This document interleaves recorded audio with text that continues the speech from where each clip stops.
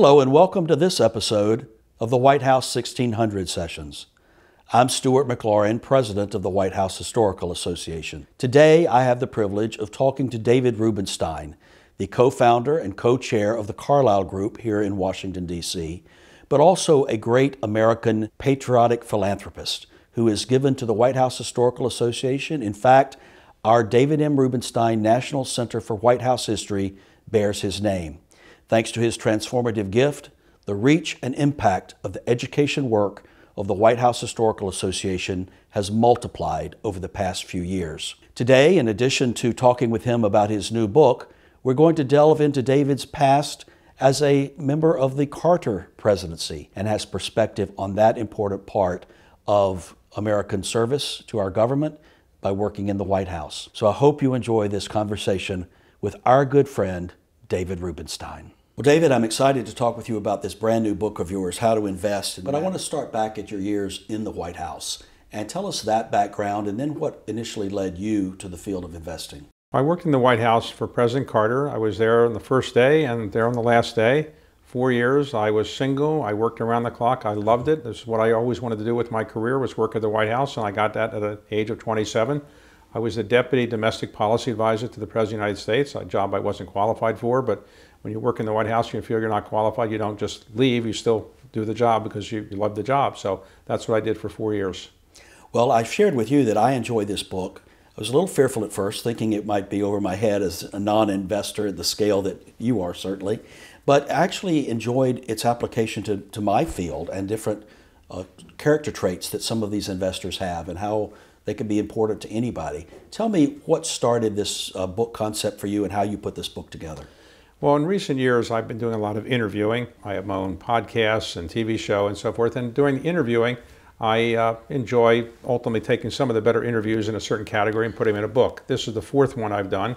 The others two were on history, and then one was on leadership. And on this one, I thought I've been in the investment world now for 35 years, and maybe before I die, I should do something in the investment world. And so I decided to interview the best investors in the United States in various categories, see what their secrets were, what made them great, and then try to distill that for the average investor, recognizing that the average investor who reads this book is not going to be Warren Buffett, but they could improve what they're doing perhaps if they read this book and maybe take some of the lessons to heart. Well, there are 13 of those traits that you identified. What are the most important of those that you think are the most consistent across the board? Well, I'd say the most important one is to be willing to go against conventional wisdom. There's always the conventional wisdom to buy this or sell this, and the great investors go against that. They say, no, that's what the average person wants to do, but I have a better insight. And so that's where they made their money, going against conventional wisdom. Secondly, I would say they tend to be pretty smart people. They tend to be really good in math. They tend to be very control-oriented. They like to make the final decision, and they're real intellectual sponges. They want to read anything and everything. Not just about investments, but anything that's interesting they will read on the theory that something might come along at some point that might help them use that information in their investment business. Well, reading and learning and education is so important. In fact, it's a core part of our work to teach and tell the stories of White House history, and certainly you've been very generous to support our work at the Rubenstein Center. Tell us how you go about your philanthropic investments and determine what's wise to invest in, and what moved you or led you to invest in the Rubenstein Center here at the White House Historical Association. Well, I have 4 standards. One is I want to start something otherwise wouldn't get started. I want to finish something that wouldn't otherwise get finished. I want to have an intellectual interest in it so that I feel I'm going to do more than just write a check. I want to be involved in the board or some other way be intricately involved with the gift. And fourth, I want to see progress in my lifetime. So I also have to recognize I don't have unlimited amounts of money. I'm not Bill Gates or Jeff Bezos, so I have to be more realistic about what I can do. I can't solve climate change in the world. I don't have enough money for that or enough time left on the face of the earth. So I take more finite kinds of things.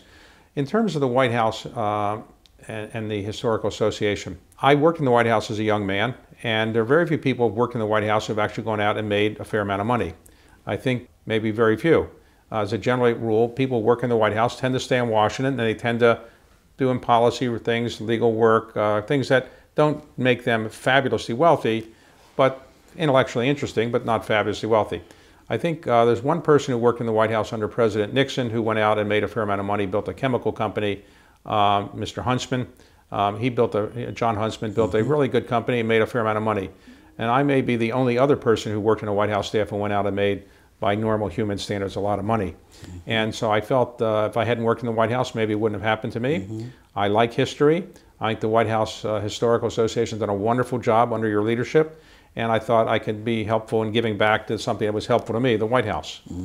Well, your gift has been transformational to us to extend our reach and impact far beyond what we could have ever dreamed. In terms of your personal giving, in addition to the historical elements around Washington, D.C., the proceeds of this book actually go to something that's important to you. Tell us about that.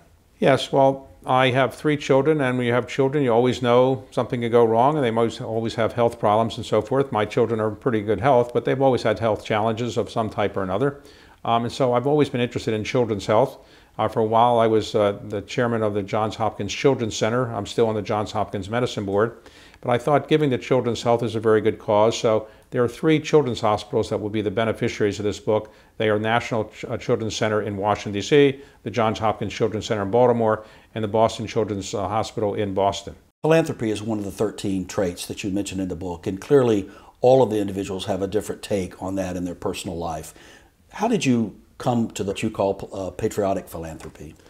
Like many things in life, I stumbled onto it. It's not like I had an epiphany one day and said, geez, this is a great idea. Or it's not like I went to McKinsey and say, give me some good ideas about how I can do something useful for the country. So it happened by serendipity. I happened to be viewing a copy of the Magna Carta. I happened to learn that it was going to be auctioned the next day. And I decided to buy it and keep it in the United States because I was told it would probably leave the United States. It's the only one in private hands and the only one that could possibly ever stay in the United States. So I bought it. And then I started buying other historic documents, and I put them on display in places where people can see them, on the theory that if you see a historic document, you might learn more about the history of our country. And the theory is having an informed citizenry, knowing the history of our country, would make it a better democracy. And so I then started going into fixing buildings as well. The Washington Monument had its earthquake damage. I repaired it with the help of a lot of other people. And then Montpelier, Monticello, Mount Vernon, Arlington House. And I thought by doing this, people would be more likely to go to these places, learn more about the history, and be more informed citizens. So I called it collectively patriotic philanthropy, which is a misnomer because all philanthropy is really patriotic. But I tried to say this is something that I'm focused on, where I'm trying to remind people of the history and heritage of our country. Well, I'm grateful for all you've done with all those organizations. We're not competitive. I think what you do to raise awareness and sustain history education and these wonderful, extraordinary monuments is great for our country. So thank you for that on behalf of all of my colleagues. But I've also heard you say that it's not just financial investment. It's an investment of your time. Not everyone can give $10 million or $5 million. Right. How important is time, and how can people use that more wisely? Well, I like to remind people, though they don't probably need me to remind them, that time is the most valuable commodity anybody has. You have a finite amount of it, and you have the ability to earn more money. If you're in the money-making business as I am, you can probably go out and make more money, but you can't make more time. And so I try to encourage people who don't have a fair amount of money to go out and use their time, volunteer. This country was based on volunteerism. When de Tocqueville came here, he said, I can't get a lot of people to talk to me. They're busy volunteering. So everybody's volunteering for things. It was not a culture that he'd seen in Europe. In Europe, you had a wealthy church and a wealthy government that was basically paying for a lot of things. Here, we didn't have that kind of thing, so the culture of volunteerism started, and it's continued. We're still the most philanthropic country in the world by far, and I think it's not only money that people give away, they give away a lot of their time, and it's very important for people to do that. And so when I get involved in something, I want to be able to give my time as well. One of the things that we're very concerned about here is civics education, and the young people today not having an understanding of how their government works, how their government should work, what their role is in their government. When you interviewed the contributors to this book, do you sense a greater awareness of them? Is civics understanding and awareness and participation important to this group of leaders? And how do we actually engage our younger Americans to have a greater understanding and appreciation of civics? Well, the importance of civics is that if you don't understand the government and how it operates, you're not likely to be a very effective citizen. When the Founding Fathers put the country together, they assumed we would have a reasonably intelligent citizenry, but they always would hope there'd be more. Right now, we don't teach history or civics as much in junior high school or high school as was the case many years ago. In fact, you can graduate from almost any college in this country without having to take an American history course. And so many people, when they're asked basic questions like, how many branches are there in the federal government? They don't know. Something like 2/3 of Americans don't answer that question correctly.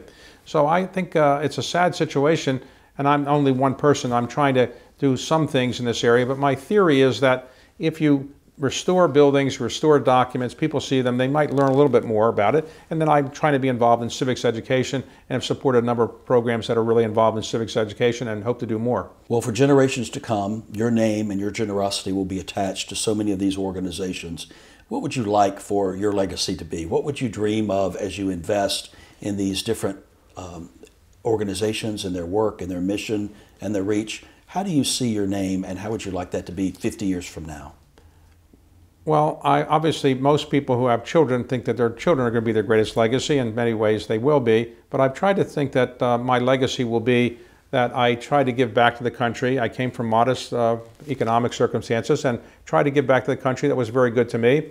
And one of the ways I try to give it back is through patriotic philanthropy, reminding people of the history and heritage of this country.